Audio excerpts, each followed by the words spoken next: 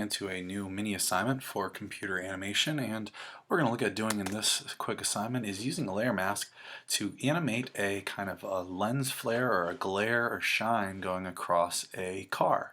And you'll see the surfaces we've decided to highlight are kind of the rims, the windshield, and the headlights. Alright, and so getting started on this new assignment, we will go to File New. We'll use ActionScript 3 for this. Say OK, and we'll need to bring in an image of a car to use first. So if I go queue up a Google search I've already started here, we've got an image of a Corvette Stingray convertible, and that will be the image I'm going to borrow for this project. And I will right click and copy that image, go back to Adobe Animate, and paste that image in place here. Alright, so now what we can do is I'll go ahead and start by labeling this layer the car layer, and then adding a new layer above it. And the next layer that I'm going to be adding, this one is I'm going to call the shine. What this is going to have on it is the actual lens lighting effect. And then the layer above that will then be the mask.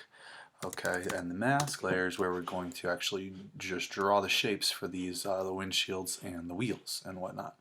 Alright, so let's go ahead and open up this animation to about 30 frames by pressing F5, excuse me, F5 on your keyboard.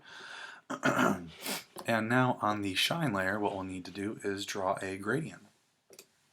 And that gradient we can draw right off the side of our page here. We'll make sure it's big enough to go span from the top to the bottom of the car. Alright, and I'll go ahead and select that whole area, and what I'll do is make the stroke color nothing, and then the fill color I actually want to make, as we said already, a linear gradient. And actually it seems that saved this gradient in here from my previous project. I'm going to make sure that this first color swatch that you have here is pulled all the way up to the white, and have the white in the corner here, and then turn the alpha all the way down to 0. Alright, your middle gradient swatch will want to be all the way turned up to white and have the alpha at 100%. And then the third one over here on the right side will be the same as the first swatch, so that will be pulled all the way up to white, and then the alpha turn all the way down to 0. And you should see this kind of like a grid through here and a grid through here and white in the center. And when you have that done, you can click outside of your gradient. What you should see is something like this. And what we'll want to do is take this and turn it on just a little bit of an angle.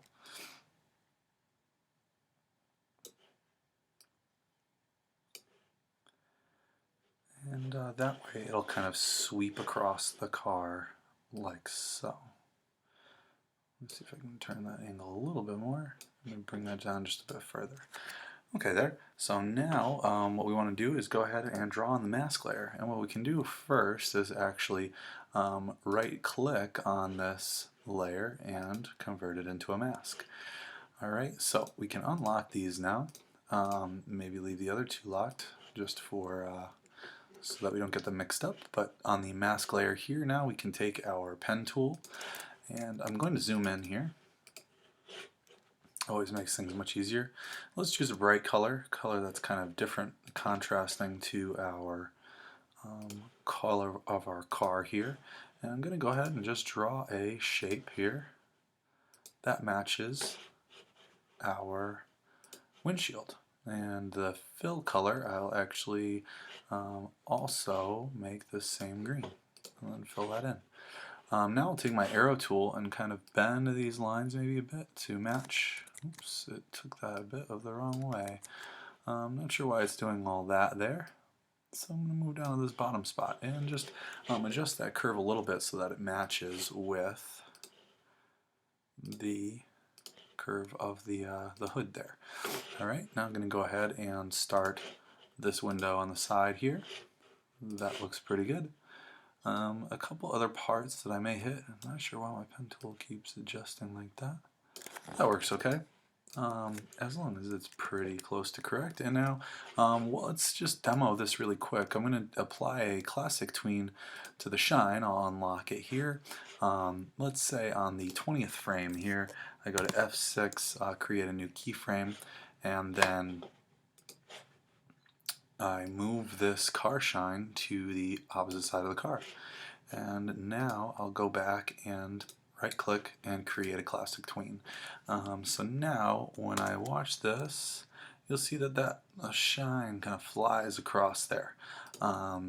So what I may want to do is just stretch this out a little bit longer.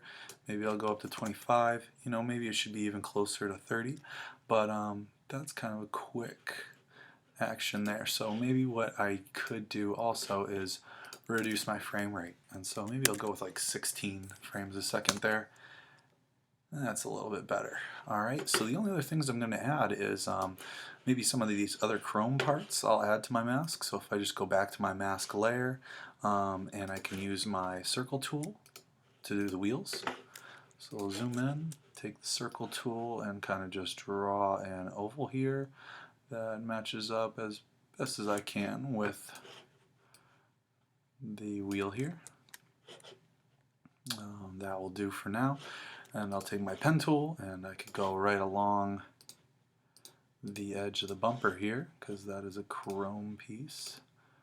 So it makes sense that that would have a bit of shine to it if there was a flare of light going across it. And so I'll fill that in as well and then just do this last bumper on the back here. And I'm just pulling and dragging this oval in place. If you want to move these, you got to select both the outline and the inside.